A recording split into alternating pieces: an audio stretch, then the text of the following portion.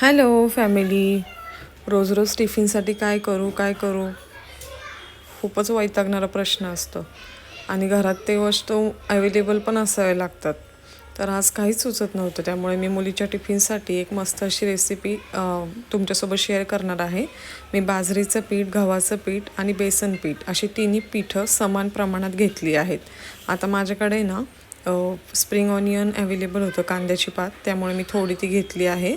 कांदा घेतला आहे आणि कोथिंबीर, हे तिन्ही गोष्टी मी त्या पिठामध्ये मिक्स करून घेणार आहे. आता याच्यामध्ये ना तुम्हाला जे मसाले आवडतात, जसं तुमची मुलं तिखट खातात त्याप्रमाणे टाकू शकता. इथे मी लाल तिखट, मीठ, हळद आणि जिरे पावडर घेतलेलं आहे. आता हे सगळं जे पीठ आहे ना, हे असं मऊसं मस्त असं आपल्याला मिक्स करून घ्यायचं आहे. आता रोज आपण मुलांना हेल्दीच आपण देतो टिफिनला. रोज चिप्स आणि कुरकुरे देऊन चालत नाही, तर स्कूलमधून सगळ्यांनाच माहिती असेल प्रॉब्लेम होतो. तर इथे बघू शकता तुम्ही, मी अशी हेल्दी रेसिपी शेअर करणार आहे जी तुम्ही तुमच्या मुलांच्या टिफिनसाठी बनवू शकता.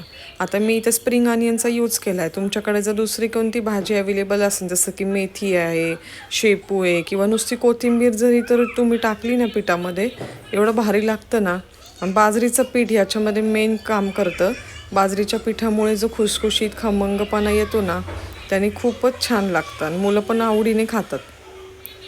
आता हे जे पीठ आपण भिजवणार आहे ना, ते एकदम असं मऊ भिजवायचं आहे. एकदम कडक पीठ नाही करायचं आणि जास्त पातळ पण नाही करायचे. मीडियम असं आपल्याला पीठ भिजवून घ्यायचं आहे.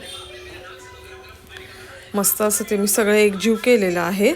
आता मी थोडं तेल टाकून त्याला छान असं एकजीव करून घेणार आहे एकसारखं सगळीकडून. तुम्ही तुपाचा सुद्धा यूज करू शकता. तूप टाकलेलं पण चांगलं, म्हणजे नाही का, मुलांसाठी हेल्दीच राहील.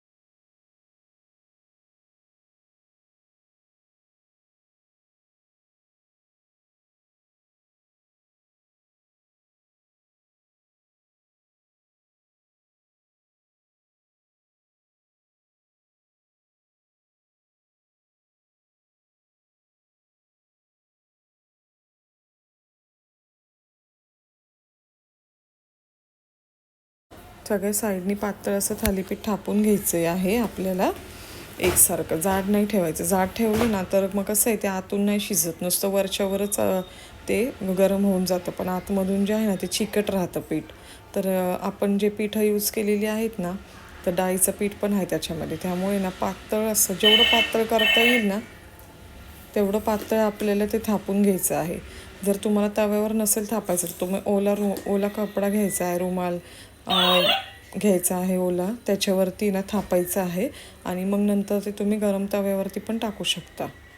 आता इथे तुम्ही बघू शकता, मी सगळ्या साईडनी पातळ असं थालीपीठ थापून घेतलं आहे आणि त्याला असे मी 4 होल केले आहेत. आता ते हे होल का केलेले आहेत, कारण की आपण तिथून जे आहे ना ते तेल सोडणार आहे.